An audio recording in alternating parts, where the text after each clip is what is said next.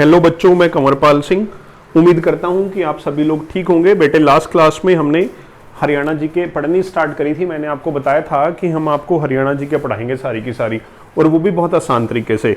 तो आज उसी सीरीज में हमारी जो सेकंड वीडियो आई है, आज हम इसमें देखेंगे कि पेपर के आधार पर सबसे जरूरी बात यह है बेटे, हम ना पेपर को बेस मान के जो जरूरी पॉइंट्स है वो आपको बता रहे हैं, और इसके साथ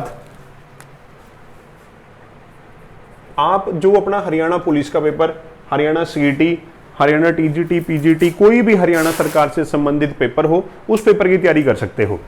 अब ना लास्ट क्लास में हमने एक टॉपिक पढ़ना स्टार्ट करा था, हरियाणा का गठन।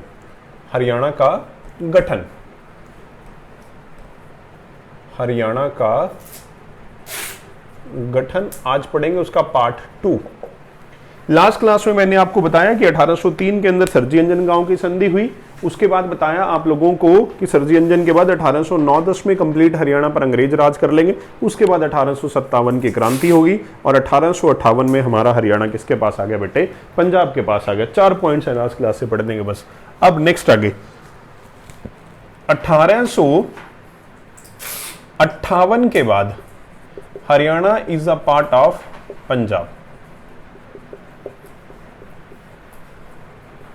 हरियाणा किसका हिस्सा बना दिया गया?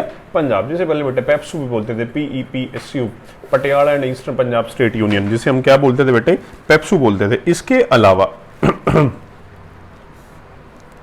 हमने क्या देखा? अब नेक्स्ट आगे, अब ना 1858 के बाद हम देखेंगे कि कौन सा टाइम है, किस टाइम के अंदर ये डिमांड हुई कि एक अलग हरियाणा होना चाहिए। 1858 के बाद एक अति महत्वपूर्ण घटना जो 1911 के अंदर घटित हुई, जिसका नाम है बेटे हमारे हरियाणा की कैपिटल कोलकाता से, कहां से? कोलकाता से दिल्ली शिफ्ट करी गई। तो 1911 के अंदर हमारी राजधानी क्या बन गई? दिल्ली बन गई। उससे पहले हमारी राजधानी क्या थी बेटे? कलकत्ता। अब इसके बाद 1925 के अंदर बेटे, यहां पे हम भारत के इतिहास को नहीं पढ़ रहे, यहां पर हम पढ़ रहे हैं अपने हरियाणा का गठन। अब इन बीच में भारत में के इतिहास में बहुत महत्वपूर्ण घटनाएं घटित हुई हैं 1858 के बाद से, बट हम सिर्फ पढ़ रहे हैं अपने हरियाणा का इतिहास कि हमारे हरियाणा के इतिहास में क्या क्या जरूरी है, कि हमारे हरियाणा के इतिहास में भी नहीं, हमारे हरियाणा के गठन में। तो हम देखेंगे सबसे पहले सबसे जरूरी 1925 में एक स्वागत कमेटी है। कौन सी कमेटी है? स्वागत कमेटी। 1925 के अंदर एक कमेटी है जिसका नाम है स्वागत कमेटी, और इसके हेड हैं पीरजादा मोहम्मद हुसैन। इसके हेड कौन है? पीरजादा मोहम्मद हुसैन। 1925 के अंदर पीरजादा मोहम्मद हुसैन स्वागत कमेटी के अध्यक्ष दिल्ली में एक मांग करेंगे। दिल्ली में एक मांग करेंगे कि वो क्या मांग थी कि हरियाणा को, किसको बेटे? हरियाणा को दिल्ली में मिला दिया जाए। मतलब एक डिमांड आई 1925 के अंदर पीरजादा मोहम्मद हुसैन के द्वारा कि हरियाणा को किस में मिला दिया जाए? दिल्ली में मिला दिया जाए। इसके अलावा आगरा और मथुरा का क्षेत्र भी दिल्ली में मिला दिया जाए। बट हम हरियाणा जी के पढ़ रहे हैं तो सिर्फ हरियाणा देखो कि हरियाणा को किस में मिला दो बेटे? दिल्ली में मिला दो। डिमांड कर रहे हैं पीरजादा मोहम्मद हुसैन। इसके बाद या फिर इनके बाद 1925 के बाद 1928 के अंदर, किसके अंदर बेटे? 1928 में अगेन किसके अंदर? 1928 में Shri Ram Sharma ji plus 2 other members जाके ना, या श्री राम शर्मा जी जाके महात्मा गांधी जी से मिलेंगे, राष्ट्रपिता महात्मा गांधी जी से मिलेंगे 1928 के अंदर। और यहां पे श्री राम शर्मा जी भी क्या कहेंगे कि हरियाणा को बेटे किस में मिला दिया जाए? पंजाब से क्या कर दो? अलग कर दो। हरियाणा को किससे अलग कर दो? पंजाब। सबसे पहले 1925 स्वागत कमेटी के अध्यक्ष पीरजादा मोहम्मद हुसैन, 1928 श्री राम शर्मा ने भी क्या बोल दिया? हरियाणा को किससे अलग कर दो बेटे? पंजाब से अलग कर दो। अब 1931 के अंदर राउंड टेबल कॉन्फ्रेंस होती है। राउंड टेबल कॉन्फ्रेंस, जिसे हम लोग बोलते हैं गोल मेज अधिवेशन। अगर हम इतिहास को पढ़ें अगर हम किसको पढ़े बेटे, इतिहास को पढ़े, तो इतिहास में 3 महत्वपूर्ण राउंड टेबल कॉन्फ्रेंस हुई है, 1930, 1931, 1932। एकमात्र व्यक्ति जिन्हें तीनों राउंड टेबल कॉन्फ्रेंस अटेंड करी वो कौन है, बाबा साहब भीमराव अंबेडकर जी। और गांधी जी जिस राउंड टेबल कॉन्फ्रेंस में गए वो थी सेकेंड राउंड टेबल कॉन्फ्रेंस।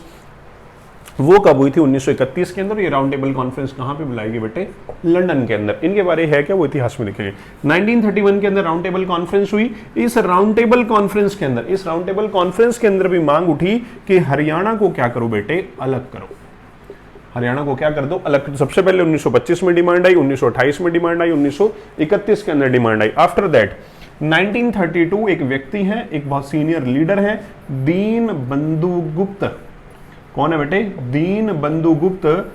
ये भी क्या बोलेंगे, हरियाणा को क्या कर दिया जाए, पंजाब से अलग कर दिया जाए। अब यहां पे हमने 4 व्यक्तियों के नाम देखे।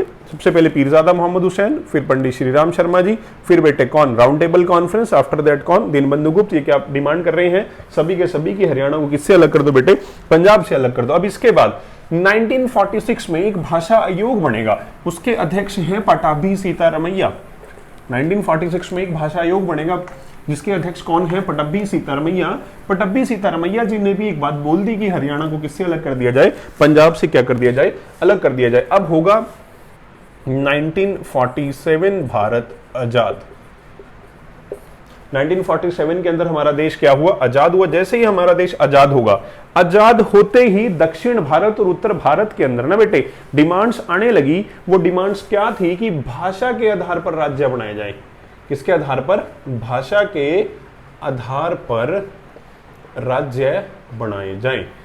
अब इसका हमारे यहां पर भी प्रभाव देखा गया। अभी तक हम देख रहे हैं कि अलग हरियाणा की मांग आ रही है। अब हम देखेंगे कि कैसे पंजाब की भी मांग आने लगी। टाइम है 1948 का, टाइम है 1948 का। एक व्यक्ति है मास्टर तारा सिंह।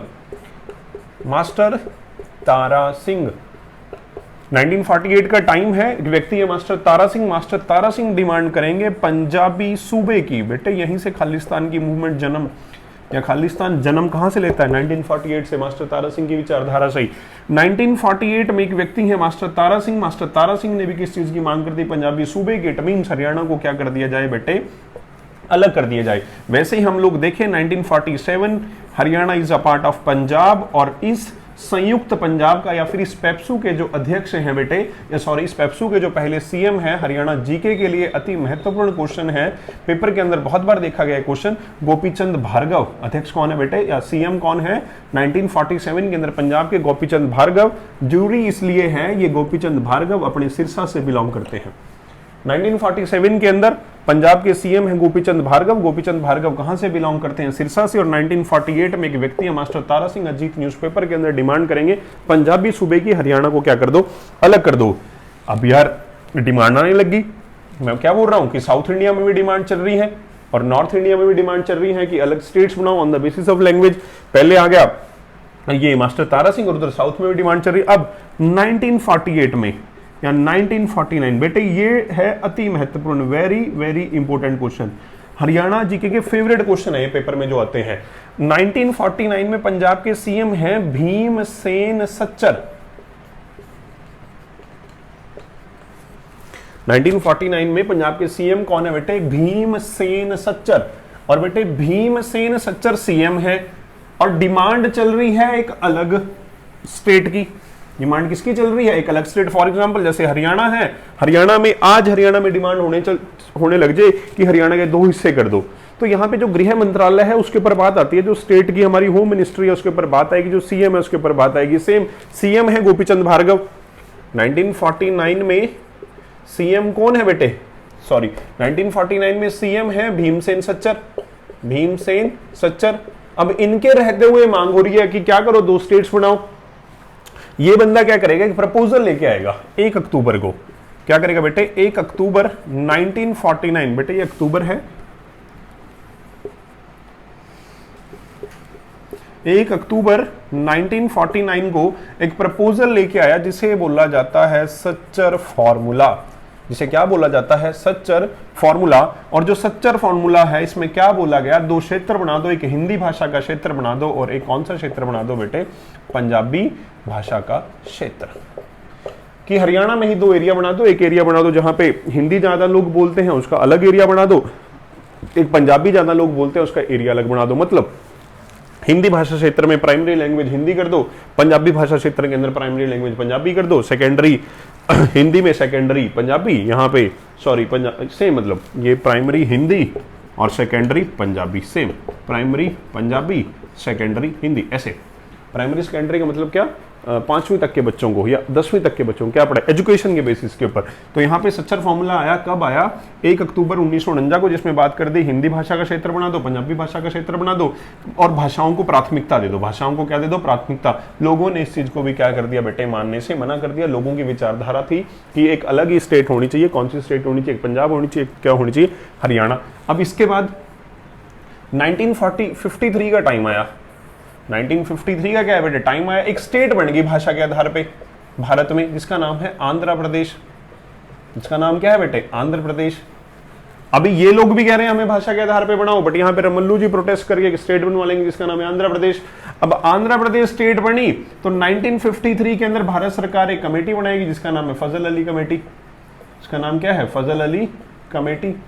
और फजल अली कमेटी की रिपोर्ट आएगी 1956 में। इस रिपोर्ट में क्या बोल दिया कि भाषा के आधार पर क्या बना सकते हो, भाषा के आधार पर क्या बना सकते हो, राज्य बना सकते हो। मैंने क्या बताया कि यहां पे 1949 के अंदर एक सच्चर फॉर्मूला आ गया जिसमें हिंदी भाषा का क्षेत्र बना दो, एक पंजाबी भाषा का क्षेत्र बना दो। इधर 1953 के अंदर एक स्टेट बन गई भारत में, किसके आधार पे बन गई, भाषा के आधार पे, जिसका नाम क्या है, आंध्र प्रदेश। अब उत्तर भारत में भी डिमांड है भाषा के आधार पे बनाओ, दक्षिण भारत में भी डिमांड है भाषा के आधार पे बनाओ। तो भारत सरकार एक कमेटी बना देगी जिस कमेटी का नाम क्या है, फजल अली कमेटी। फजल अली कमेटी बनाई जाएगी 29 दिसंबर 1953 के अंदर। जो फजल, ये बेटे एचएसएससी क्लर्क में क्वेश्चन पूछा गया था। अब जो फजल अली कमेटी है, फजल अली कमेटी बन गई 1953 में। कमेटी किस लिए बनाई गई, कमेटी इसलिए बनाई गई, चेक कि कमेटी का काम था चेक करो कि क्या भारत में भाषा के आधार पर राज्य बनाए जा सकते हैं या नहीं बनाए जा सकते। फजल अली 1956 में अपनी रिपोर्ट दे देगा। फजल अली अपनी रिपोर्ट कब दे देगा, 1956 के अंदर। जब फजल अली 1956 में अपनी रिपोर्ट देगा तो इस रिपोर्ट में क्या बोला गया कि भारत में पॉसिबल है, किसके आधार पर राज्य बनाए जा सकते हैं, भाषा के आधार पर क्या बनाए जा सकते हैं, राज्य बनाए जा सकते हैं। अगर राज्य बनाए जा सकते हैं तो अब भारत में क्या बनेंगे, राज्य बनेंगे। 7वां संविधान संशोधन करा गया 1956 के अंदर करा गया और भारत में कितने राज्य बनाए गए बेटे, 14 स्टेट्स बनाएगी। और कितनी यूटी बनाएगी, 6 यूटी बनाएगी। इन 14 स्टेट्स में हरियाणा का नाम या फिर पंजाब का नाम नहीं आया, हरियाणा का नाम नहीं आया। जब नाम नहीं आएगा बेटे तो फिर दोबारा से क्या स्टार्ट हो जाएंगे, आंदोलन स्टार्ट हो जाएंगे। इससे अगला नेक्स्ट क्लास में देखते हैं। Thank you.